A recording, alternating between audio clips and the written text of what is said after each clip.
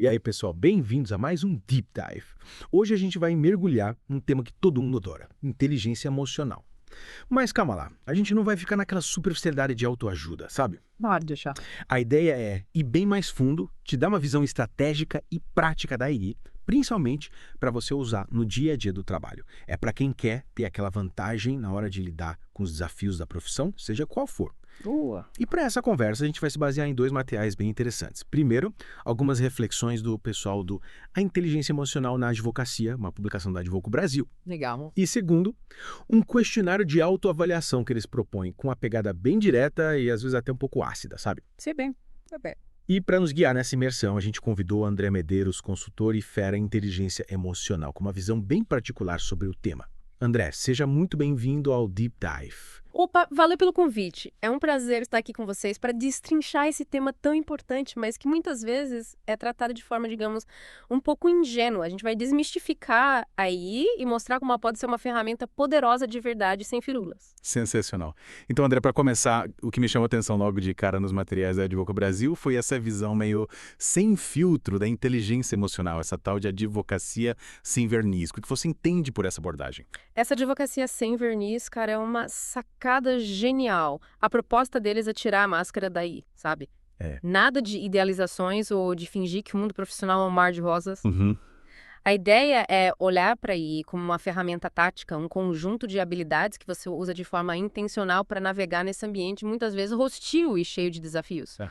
Principalmente no direito, né? Que é uma área naturalmente competitiva. É verdade. Essa advocacia sem verniz te coloca frente a frente com as emoções e dilemas reais da profissão, sem romantizações. E eles fazem um alerta importante logo de cara, né? Essa autoavaliação que a gente vai discutir aqui é para você usar como ferramenta de desenvolvimento profissional, de autoconhecimento, não é um diagnóstico clínico de saúde mental. Concordo plenamente. É crucial deixar isso bem claro. Essa ferramenta é para te ajudar a turbinar sua performance no trabalho, a entender como suas emoções impactam suas decisões, suas interações. Mas se você está passando por algum problema emocional mais sério, tipo ansiedade, depressão, estresse crônico, a conversa é outra. Procura ajuda profissional especializada, psicólogo, psiquiatra, terapeuta. Essa autoavaliação é um complemento, não um substituto. Com certeza. E, André, uma das críticas que eles fazem aos testes de inteligência emocional tradicionais é que muitos deles acabam medindo mais a sua capacidade de dar as respostas socialmente desejáveis. Né? Aquelas que soam bem, do que a sua habilidade real de lidar com as próprias emoções na prática. O que você acha disso? Olha, essa é uma crítica super pertinente. Muita gente, principalmente em profissões como a advocacia, onde a oratória e a persuasão são peça-chave, acaba desenvolvendo uma habilidade incrível de ler o que o teste quer e entregar a resposta certa, mesmo que no fundo não seja bem assim. Vira um jogo de adivinhação, sabe? Você sabe o que o teste quer ouvir, então você dá a resposta que vai te garantir uma boa pontuação, mas isso não reflete necessariamente como você se comporta de verdade sob pressão. É tipo, sei lá, se perguntar pra mãe se o filho dela é bonito, né? A resposta já tá na ponta da língua. É, faz sentido? O que realmente importa é observar o comportamento na prática em situações reais, para entender como a pessoa realmente funciona. E é aí que a coisa fica interessante. Os autores do material até propõem alternativas para medir a inteligência emocional de forma mais autêntica, né? Sim. Eles falam em simulações de situações de alta pressão com observadores treinados para analisar as reações, analisar a linguagem corporal em vídeos, com consentimento, claro. O que você acha dessas ideias? Cara, acho que essas ideias são muito mais eficazes para avaliar aí na prática. Yeah. Uma simulação te coloca no calor da emoção, te tira da zona de conforto das respostas prontas e te obriga a reagir. A linguagem corporal entrega tudo que as palavras tendam a esconder. E tem uma sacada deles que eu achei genial, que é a ideia de que uma pontuação baixa em empatia, em certos contextos, pode ser um mecanismo de defesa, uma estratégia de sobrevivência. É mesmo. Tipo, imagina um advogado criminalista lidando com casos super pesados, com crimes violentos. Se ele se envolver emocionalmente com cada caso, com cada cliente, ele se esgota, se destabiliza. Verdade. Um certo distanciamento emocional, nesse caso, pode ser a chave para ele se manter são e fazer o trabalho dele com eficiência. E aí eles tocam um ponto que eu achei muito corajoso, que é trazer à luz as emoções e dilemas que geralmente ficam escondidos, sabe? Que não aparecem nos testes tradicionais de AI. Sim. Tipo, aquela satisfaçãozinha secreta quando o adversário comete um erro. Uhum. A ambiguidade moral de defender um cliente que você meio que sabe que é culpado. A pressão absurda por horas faturáveis. coisas que todo mundo sente, mas ninguém fala abertamente. Exatamente. Aí que tá a inteligência emocional de verdade, sem filtro. É. São as emoções, os dilemas, as tentações reais que a gente enfrenta no dia a dia. Ignorar isso é como tentar entender um elefante só olhando para a tromba dele. Perde a dimensão do bicho. Perde completamente a noção da complexidade da coisa. E aí, cara, eles propõem um questionário de autoavaliação com umas perguntas que, meu amigo, vão direto na ferida. Eles perguntam, por exemplo, com que frequência você usa demonstrações calculadas de emoção para influenciar uma situação. Ou se você já explorou taticamente a vulnerabilidade emocional de um oponente. Caramba. Isso muda tudo, né? Muda completamente a forma como a gente pensa em inteligência emocional. É sobre ser estratégico, sobre usar as emoções a seu favor, dentro dos limites éticos, claro. É sair daquela visão idealizada e entrar no jogo de verdade. E falando em modelos tradicionais de eles comentam que muitos deles supervalorizam a colaboração, a empatia, o calor humano, né? Mas que em algumas profissões, como a advocacia, principalmente na área de litígio, um certo nível de frieza, de agressividade controlada, de desapego calculado podem ser características muito mais eficazes. Com certeza. Depende muito do contexto, né? Eles até propõem repensar a ideia de gerenciamento de relacionamentos para incluir a gestão eficaz de adversários. É mesmo. O que você acha disso? Cara, faz todo sentido. Gerenciar relacionamentos no mundo jurídico não é só sobre ser simpático, fazer amigos. É sobre entender as motivações do outro lado, identificar os pontos fracos, usar a comunicação a seu favor. Um jogo estratégico. E eles tocam num ponto que eu acho fundamental para a autoavaliação. A autoconsciência, nesse contexto, inclui a capacidade de reconhecer em você mesmo a possibilidade de ser frio, calculista, quando necessário, sem culpa, sem julgamento. É essa flexibilidade emocional, né? Sim. Saber quando ser empático, quando se colocar no lugar do outro e quando manter um distanciamento estratégico. Exatamente. Inteligência emocional não é ter um repertório fixo de emoções boas. É sobre saber usar a emoção certa na hora certa. É como escolher a ferramenta certa para cada trabalho. Perfeito. Se você só tem um martelo, tudo vai parecer um prego. Mas se você tem um conjunto completo de ferramentas, você consegue lidar com diferentes desafios de forma mais eficaz. E eles também exploram como a cultura do escritório, o ambiente de trabalho, as lideranças, influenciam diretamente a inteligência emocional de cada um, né? Sim, esse é um ponto super importante. A gente não se desenvolve no vácuo, né? O ambiente molda a gente. Uma cultura tóxica, super competitiva, vai minar a inteligência emocional de qualquer um. É verdade. Por outro lado, um ambiente de trabalho positivo, colaborativo, que valoriza o bem-estar, vai potencializar as habilidades emocionais dos funcionários. E aí eles introduzem o conceito de inteligência emocional organizacional aí da empresa como um todo. O que seria isso na prática? A inteligência emocional organizacional é a capacidade da empresa, como um sistema, como um organismo, de reconhecer, entender e responder às emoções tanto dos funcionários quanto do ambiente externo. Uma empresa com alta I organizacional, cara, é uma empresa mais humana, mais inteligente, mais resiliente. Legal. Ela cria um ambiente de trabalho mais saudável, mais produtivo, ela lida melhor com crises, com mudanças, ela atrai e retém talentos. E como a gente identifica isso na prática? Quais são os sinais de uma empresa com alta I organizacional? Vários sinais. Uma empresa com alta I organizacional valoriza a comunicação aberta e transparente. Ela tem canais de feedback eficientes. Ela oferece suporte aos funcionários em momentos de dificuldade. Legal. Ela estimula a colaboração, a criatividade. Ela reconhece e celebra os sucessos, mas também aprende com os erros. É uma empresa que se importa com as pessoas. Sensacional. E, André, eles também levantam uma questão ética importante, né?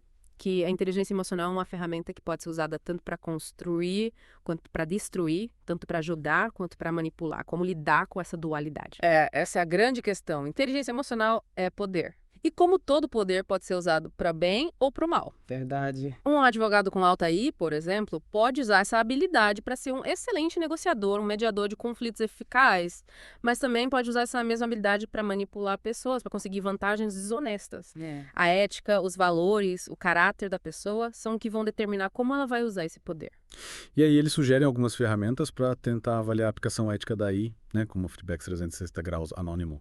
Sim. Ou a análise de como a pessoa se comporta diante de dilemas éticos. O que você acha dessas ferramentas? Acho que são ferramentas importantes para ter uma visão mais completa da pessoa, sabe? O Feedback 360, por exemplo, te dá a perspectiva de diferentes stakeholders. Colegas de trabalho, superiores, subordinados, clientes. Já os dilemas éticos te colocam em situações hipotéticas complexas que te obrigam a pensar e a tomar decisões com base nos seus valores. Que legal.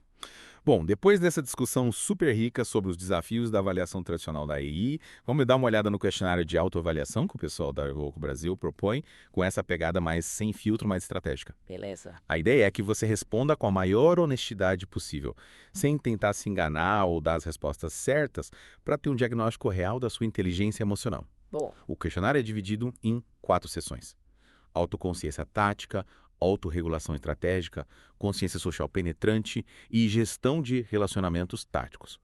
Vamos explorar algumas perguntas de cada seção para você ter uma ideia da profundidade da coisa. Começando pela autoconsciência tática.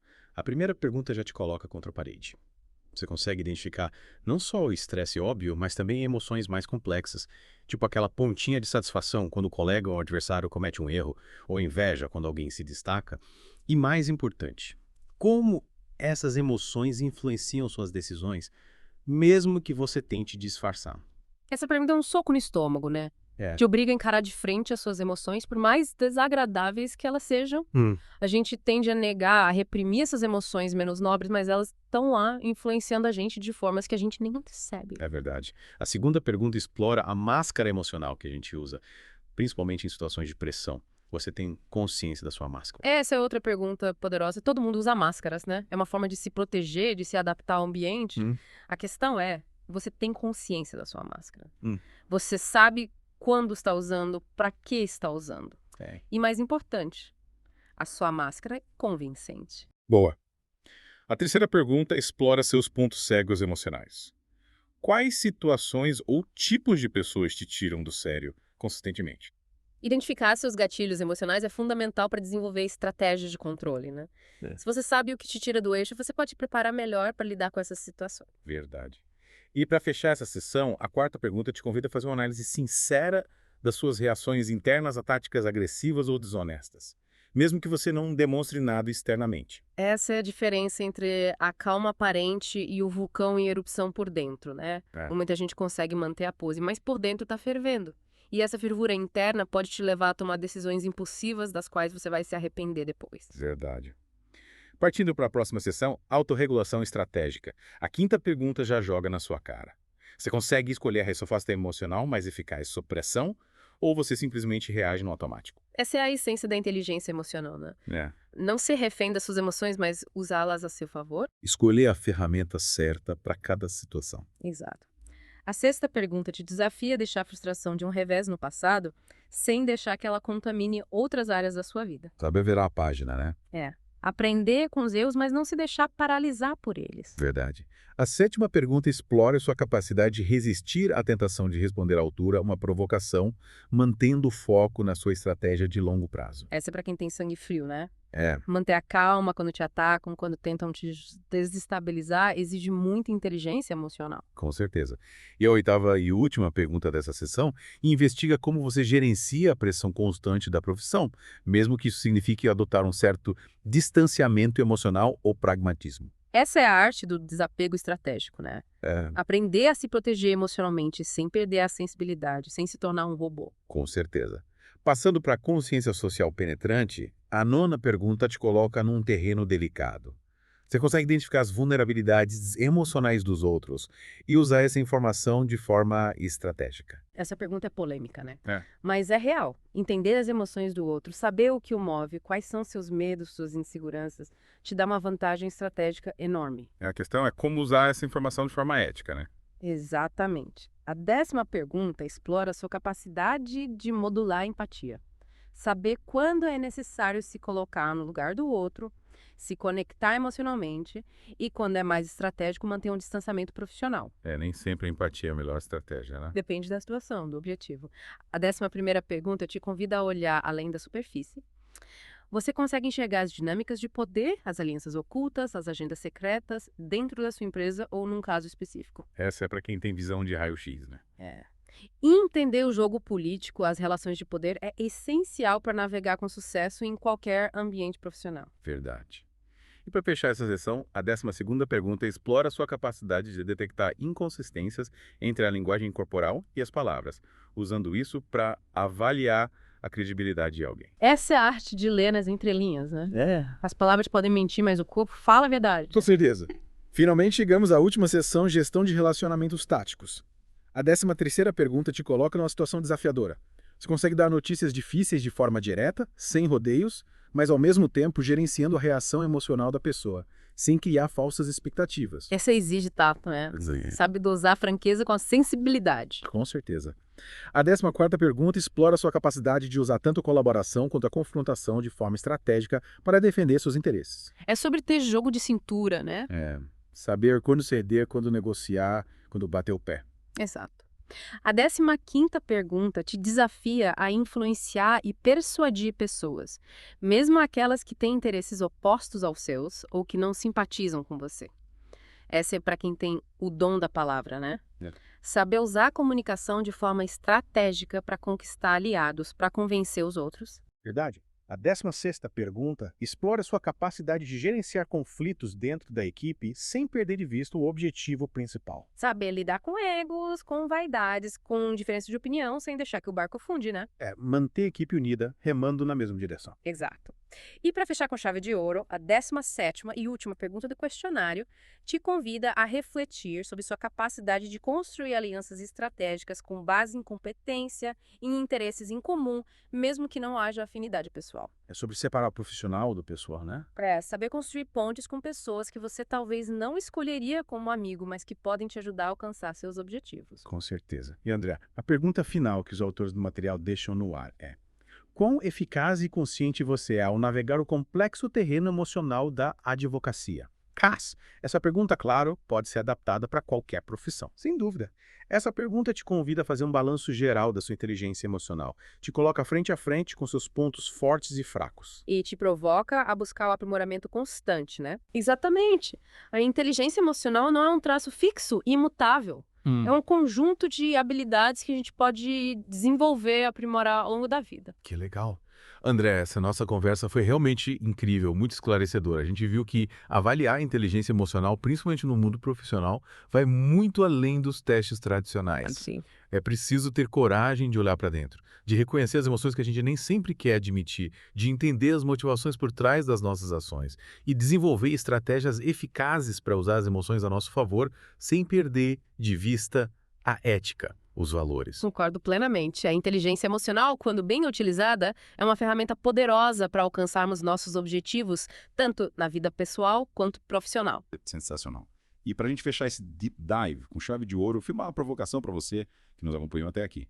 Pensando nessa visão mais estratégica da inteligência emocional, como o reconhecimento e o uso consciente das suas próprias emoções, inclusive aquelas que você prefere esconder, poderiam impactar positivamente sua performance no trabalho e seus limites éticos. Reflita sobre isso e, se esse tema te interessou, busque mais informações, aprofunde seu autoconhecimento. André, muitíssimo obrigado pela sua participação, pelas suas ideias brilhantes. Eu que agradeço o convite. Foi um prazer enorme estar aqui com vocês. E você que nos ouviu até o final, muito obrigado pela companhia.